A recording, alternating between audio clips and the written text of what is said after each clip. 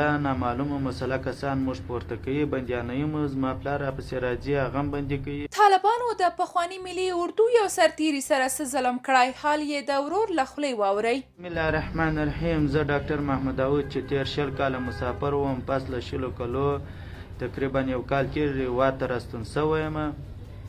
زه زما ورور چې په تېر نظام په ملي اردو کې دنده اجرا کول تر ما کشر دی، بل ورور مې په هوایي ځواک کې د پیلوټۍ د زده کړو دپاره بهر تقریبا 1 کال کېږي استول سوی دی. په 8 د نومبر زه زما ورور د ملي اردو کې دنده اجرا کوله، هغه مسله نامعلومه مسله کسان موږ پورته کوي، بندیانوي مو، زما پلار راپسې راځي هغه هم بندي کوي. تقریبا 10 ورځې بندیانېږو. په دا 10 ورځې کې زه ول کېږم هم، شکنجه کېږم هم، نو پلار مې اوس لا هم بندي دی.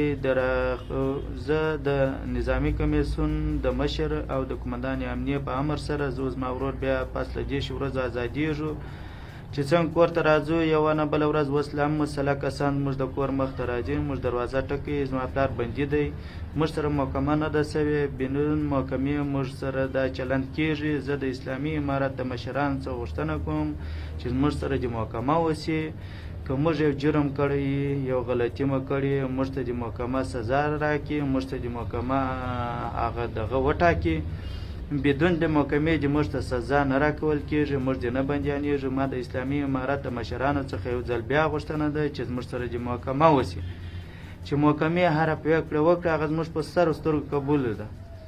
سلام علیکم. درنو لیدونکو، تاسو د طالبانو داسې کړنو په اړه څه نظر لرئ؟ کومنټ کې شریک او چینل سبسکرایب کړئ.